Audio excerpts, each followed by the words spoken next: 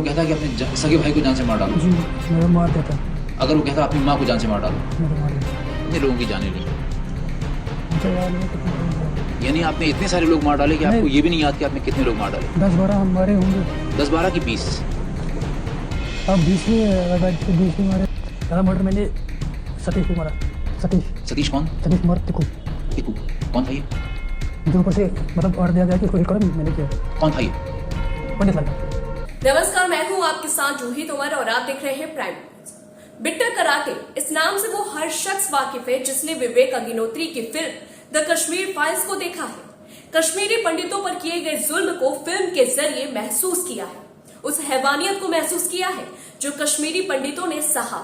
कश्मीरी पंडितों ने जिस मंजर का सामना किया, उस दौर में द कश्मीर फाइल्स के जरिए ही लोगों के जहन तक पहुंचाने के एक शानदार कोशिश की है विवेक अग्निहोत्री ने, और ऐसी कोशिश की कि द कश्मीर फाइल्स की हर तरफ चर्चा हो रही है। सोशल मीडिया तो द कश्मीर फाइल्स से जुड़ी पोस्ट से भरा पड़ा है और हर कोई सिर्फ और सिर्फ द कश्मीर फाइल्स की ही चर्चा कर रहा है और एक दूसरे से अपील तक कर रहा है कि जाएं, देखें और उस मंजर को महसूस करें। हर कोई इस फिल्म को देखकर सहम गया बिट्टा कराटे के रूप को देखकर। बिट्टा कराटे के व्यक्तित्व को सोचकर लोगों की रूह कांप उठी है। इस बीच बिट्टा कराटे का एक ओरिजिनल वीडियो भी वायरल हो रहा है, लेकिन सवाल ये कि आखिर है कौन ये बिट्टा कराटे, कहाँ है और अब क्या करता है? देखिए ये रिपोर्ट।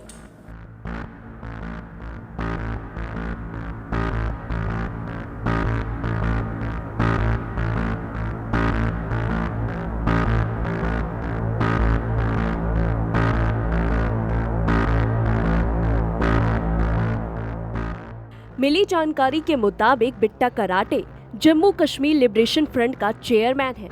1990 में कश्मीरी पंडितों के नरसंहार के बाद बिट्टा कराटे राजनीति की दुनिया में उतर गया था। राजनीति में आने से पहले दिए एक इंटरव्यू में बिट्टा कराटे ने नरसंहार को लेकर सारे आरोप कबूले थे, लेकिन बाद में वह पलट गया। बिट्टा कराटे अभी भी कश्मीर लिबरेशन फ्रंट का चेयरमैन है। उसने 20 साल की उम्र में पाकिस्तान की सिरजरमित से आतंकी बनने की ट्रेनिंग की थी।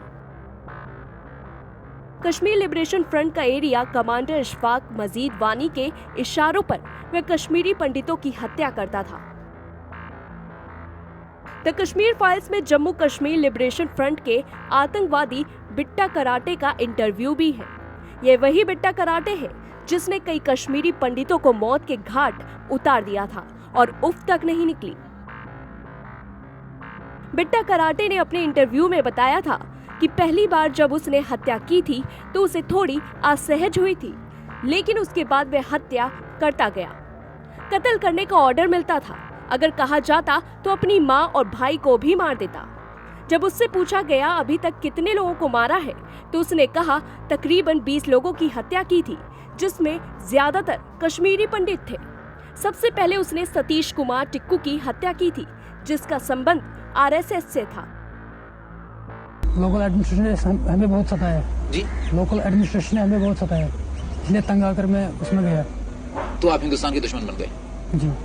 यानी लोकल एडमिनिस्ट्रेशन ने आपकी देखभाल ठीक तरह नहीं की, तो आप हिंदुस्तान के दुश्मन बन गए और आपने मासूम लोगों की जाने लेनी शुरू कर दी। मासूम लोगों की कहाँ जाने शुरू कर ली? कहाँ उनकी जाने ले लिया हमने, मुझे ऊपर से आपको मिलता था। कौन देता था हुक्म?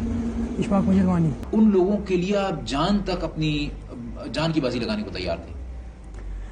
नहीं, हमारे जहन में उसको क्या था कि हम कश्मीर को अलग करेंगे, लिबरेट करेंगे, वही हमें मतलब इधर से सिखाते थे।